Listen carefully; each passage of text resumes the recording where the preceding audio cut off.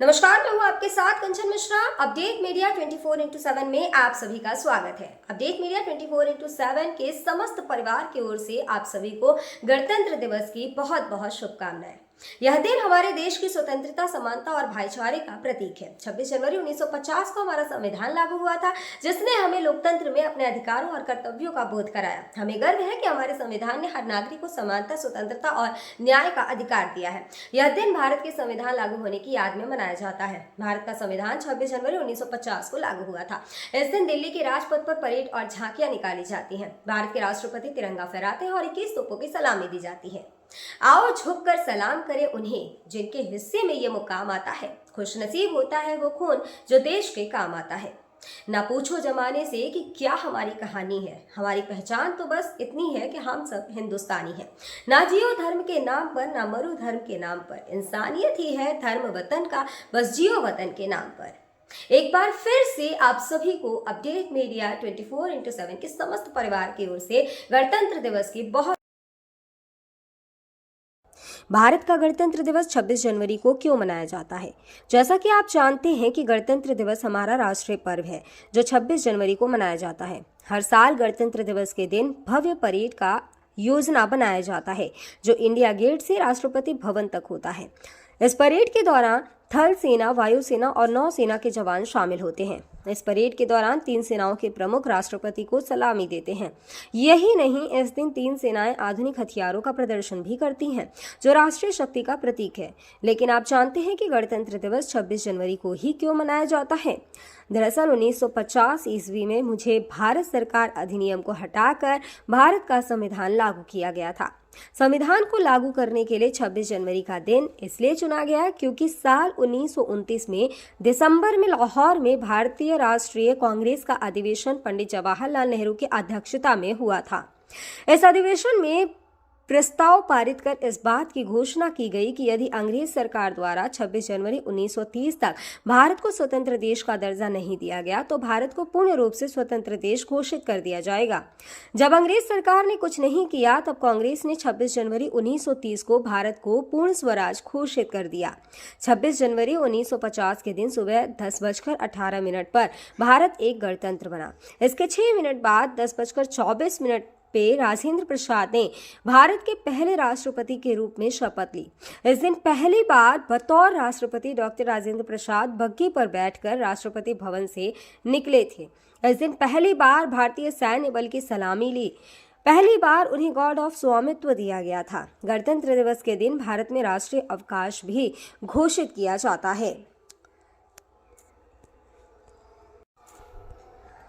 यह हमारे देश के लिए बेहद ही खास पर्व है। साथ ही यह हमारे लिए बेहद ही गर्व का विषय है कि हमारे राष्ट्र को एक गणराज्य के रूप में स्थापित हुए 76 वर्ष पूरे हो चुके हैं। देश की संप्रभुता और एकीकरण को दर्शाने वाला यह त्योहार हर भारतीय के मन में देशभक्ति की भावना का संचार करता है। 26 जनवरी 1950 21 तोपों की सलामी के साथ तिरंगा फहराते हुए राष्ट्रपति डॉक्टर राजेंद्र प्रसाद ने स्वतंत्र भारत का स्वनिर्मित संविधान लागू किया। भारत के नए युग की शुरुआत के साक्षी देशवासियों सहित सी गोपालाचारी, जवाहरलाल नेहरू, सरदार पटेल जैसे गणमान्य बने।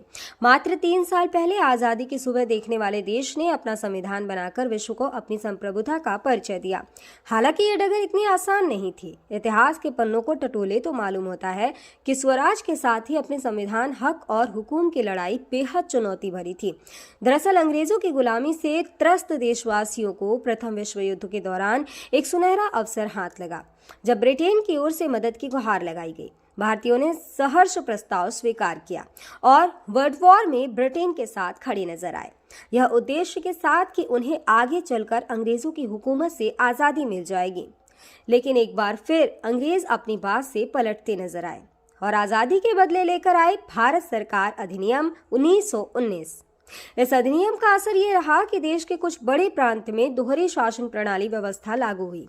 इसके तहत स्वास्थ्य, शिक्षा, कृषि जैसे विषयों को भारतीय मंत्रियों के सम्मुख सौंप दिया गया था। वहीं दूसरी तरफ से सैन्य, रक्षा और विदेशी मसले जैसे अहम मुद्दे वायसराय के अधिकार क्षेत्र में रहे। इसके अनुरूप भारतीयों को यह आश्वासन दिया गया कि इस अधिनियम से पड़ने वाले प्रभावों का विषय में भविष्य में आकलन किया जाएगा। अंग्रेजों के इसी कदम ने जमीन तैयार की साइमन कमीशन की। जो साल 1928 में भारत की धरती पर दाखिल हुआ। साइमन कमीशन ने बड़े ही नाटकीय अंदाज में संवैधानिक सुधारों की समीक्षा कर अपनी रिपोर्ट तैयार की। लेकिन अब समय बदल गया है। अब देशवासी अंग्रेजों के बहकावे में नहीं आने वाले थे, क्योंकि स्वराज के साथ साथ अपने संविधान की मांग भी धीरे धीरे देशवासियों के मन में परवान चढ़ने लगी थी। साइमन कमीशन रिपोर्ट के बाद देश भर में जमकर आंदोलन हुए। इसे शांत करने के लिए ब्रिटिश सरकार ने राउंड टेबल कॉन्फ्रेंस का आयोजन किया। हालांकि देश के सभी वर्ग के नेता इसमें शामिल नहीं थे, इसलिए ये एक असफल प्रयास सिद्ध हुआ। लेकिन जहां एक तरफ ब्रिटिश हुकूमत भारतीयों के इरादों को एक बार फिर भुलाने के जद्दोजहद में लगी थी, तो वहीं दूसरी तरफ देश के वीर सपूतों ने अपने संविधान का खाका तैयार भी कर लिया था। साल 1928 में मोतीलाल नेहरू सहित 8 कांग्रेस नेताओं ने एक संविधान का मसूदा तैयार किया, जिसकी नींव 1921 में भारतीय राष्ट्रीय कांग्रेस के कराची अधिवेशन में तय की गई थी। इस तरह स्वतंत्र भारत के संविधान की रूपरेखा सजने लगी थी। समय का पहिया आगे बढ़ता गया। फिर आया गवर्नमेंट ऑफ इंडिया एक्ट 1935, जिसे हमारे संविधान का संरचनात्मक आधार कहा जाता है। दूसरे शब्दों में कहें तो यह एक फाउंडेशन बन गया, जिसके ऊपर मौजूदा संविधान की भव्य इमारत खड़ी हो गई। एक्ट 1935 भारत के लिए आज़ादी की सुगबुगाहट के साथ आया, लेकिन आज़ादी की आहट के साथ मुस्लिम लीग और कांग्रेस के बीच मतभेदों की खाई गहरी होती जा रही थी। दोनों के बीच तल्खियां इतनी बढ़ चुकी थी कि बुनियादी मुद्दों पर भी समझौते की गूंज तक नहीं रही थी। हालांकि इन सभी विवादों से आगे बढ़ते हुए भारतीय नेता अपने लक्ष्य की ओर बढ़ रहे थे। दूसरे विश्व युद्ध के दौरान 1945 में सभी पार्टियों की सहमति से संविधान का प्रारूप तैयार कर लिया गया था, जिसे सार्वभौमिक वयस्क फ्रेंचाइजी स्वतंत्रता और समानता के साथ अल्पसंख्यकों के अधिकारों की रक्षा का विशेष ध्यान रखा गया था। इसके साथ ही भारत छोड़ो आंदोलन और आजाद हिंद फौज की निर्भीकता ने अंग्रेजों ने भारत में अनंत काल तक राज करने का सपना चूर चूर कर दिया था। जैसे जैसे भारतीय राष्ट्रीय आंदोलन जोर पकड़ता गया, ब्रिटिश हुकूमत पर संविधान निर्माण के लिए संविधान सभा के गठन का दबाव भी बढ़ता गया। इस गहमा गहमी के बीच आखिरकार 9 दिसंबर 1946 में नई दिल्ली के संवैधानिक हॉल में संविधान सभा की पहली बैठक हुई, जिसमें महात्मा गांधी को छोड़कर उस वक्त के राष्ट्रीय आंदोलन से जुड़ी करीब हर बड़ी शख्सियत शामिल थी, जिसका मुस्लिम लीग ने भारत को 2 हिस्सों में बांटे नए मुल्क पाकिस्तान की मांग को लेकर बैठक का बहिष्कार किया। लिहाजा पहली बैठक में कुल 207 सदस्यों ने हिस्सा लिया, जहां सभा के सबसे वरिष्ठ सदस्य डॉक्टर सच्चिदानंद सिन्हा को सभा का अस्थायी सदस्य चुना गया। हालांकि 2 दिन बाद 11 दिसंबर को डॉक्टर राजेंद्र प्रसाद सभा के अध्यक्ष निर्वाचित हुए और डॉक्टर एच.सी. मुखर्जी और वी.टी. कृष्णमाचारी को सभा का उपाध्यक्ष बनाया गया। इसी कड़ी में आया सुनहरा दिन 15 अगस्त 1947 का, जब गुलामी की बेड़ियों को तोड़ भारत ने आज़ादी की नई सुबह देखी। देशवासियों में जोश भरते हुए आज़ाद भारत के प्रथम प्रधानमंत्री जवाहरलाल नेहरू ने बुलंद आवाज में देश को संबोधित किया। इतिहास के पन्नों में यह भाषण ट्रस्ट विद डेस्टिनी नाम से दर्ज हुआ। इसके साथ ही तेज हुई संविधान निर्माण की प्रक्रिया। आज़ादी के बाद चुनौतियों में इजाफा हुआ। संविधान पर सामग्री की कमी थी, लेकिन उसका सही चयन और उचित व्याख्या का काम बहुत जटिल था।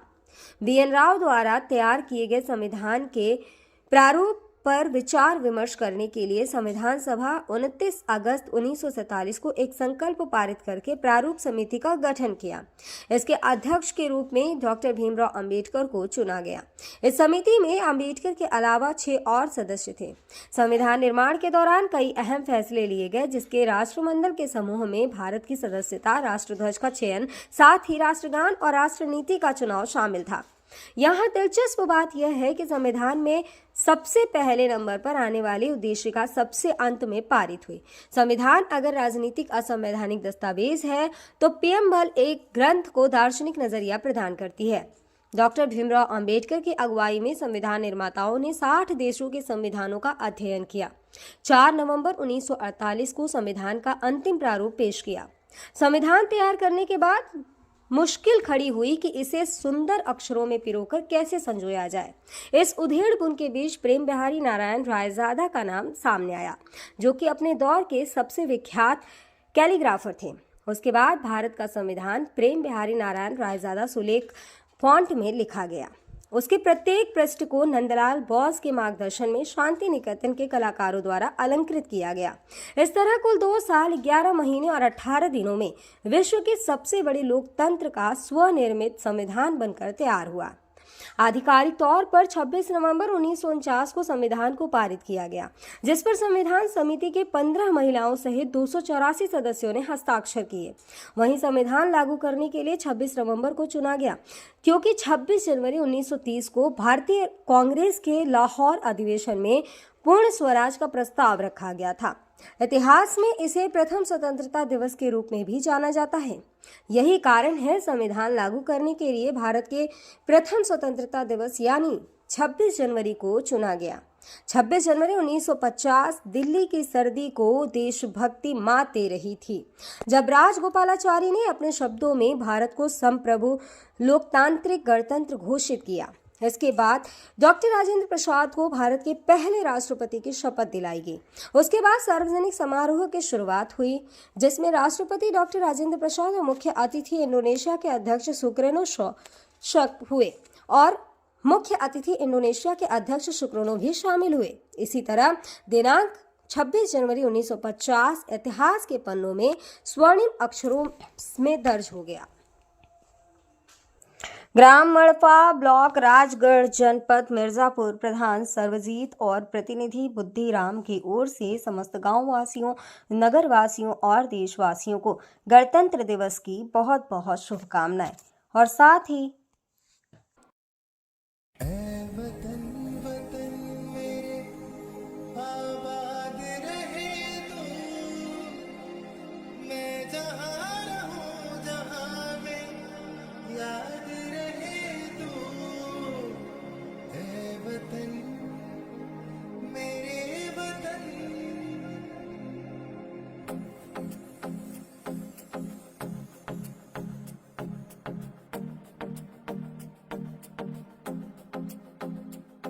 मेरा रंग दे,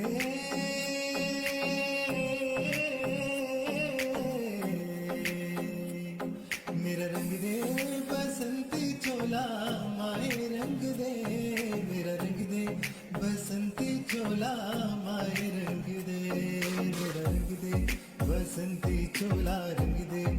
भारत में एक और बीमारी ने दस्तक दे दी है। ये बीमारी है HMPV। चीन के बाद अब भारत में भी HMPV ने दस्तक दे दी है। भारत में HMPV के 2 केसेस मिले हैं, जिसके बाद लोगों के मन में डर और सवाल पैदा हो गए हैं। सवाल ये कि HMPV वायरस क्या है, HMPV वायरस के लक्षण क्या है, HMPV वायरस से कैसे करें बचाव, और क्या HMPV कोई नया वायरस है? अगर आपके मन में भी ये सवाल है तो यहाँ आपको हर सवाल के जवाब मिल जाएंगे। चीन में ह्यूमन मेटान्यूमो वायरस की वजह से वायरल बुखार श्वसन संक्रमण के बड़े मामले सामने आ रहे हैं। कर्नाटक में 2 मामले सामने आए हैं, जिनमें बेंगलुरु में भी 8 महीने की बच्ची में इस वायरस के संक्रमण का मामला सामने आया है। अब सवाल ये है कि आखिर HMPV क्या है? HMPV यानी ह्यूमन मेटान्यूमो वायरस एक श्वसन वायरस है जो फ्लू जैसे लक्षण पैदा करता है। अब निचले और ऊपरी श्वसन संक्रमण जैसे सर्दी का कारण बनता है। यह एक मौसमी बीमारी है जो आमतौर पर सर्दियों और शुरुआती वसंत में होती है, जो RSV यानी रेस्पिरेटरी सिंसिटियल वायरस और फ्लू के समान होते हैं। इससे बचाव के लिए HMPV आमतौर पर बच्चों में ही डिटेक्ट होता है। सभी फ्लू सैंपल में से 0.7 फेज में HMPV होते हैं। इसके लक्षण है कि HMPV वायरस को ह्यूमन मेटान्यूमो वायरस या ह्यूमो वायरस कहते हैं, जिसके लक्षण काफ़ी हद तक सामान्य सर्दी जुकाम के समान होते हैं। सामान्य मामलों में यह खांसी या गले में घरघराहट, नाक बहने या गले में खराश का कारण बनता है। छोटे बच्चों या बुजुर्गों में HMPV का संक्रमण गंभीर हो सकता है। कमज़ोर ह्यूमन सिस्टम वाले लोगों में भी ये वायरस गंभीर बीमारी का कारण बन सकता है। कहा जा रहा है कि इस वायरस से संक्रमित मरीजों में सांस लेने में दिक्कत और फ्लू जैसे लक्षण दिखाई दे रहे हैं। इसके इलाज के लिए ज़रूरी है कि इसमें सबसे ज़रूरी होता है कि अगर आपको HMPV के होने का संदेह होता है या इस तरह के कोई लक्षण आपको नज़र आते हैं तो बिना डॉक्टर के सलाह के कोई भी एंटीवायरल दवाओं का इस्तेमाल ना करें। सांस की बीमारी से जुड़े एक्सपर्ट ने लोगों को मानव मेटान्यूमो वायरस से लड़ने के लिए एंटीवायरल दवाओं का आंख बंद कर उपयोग न करने की सलाह दी है। ऐसे में सावधानी बरतें और बिना डॉक्टर के सलाह के कोई भी दवा न लें।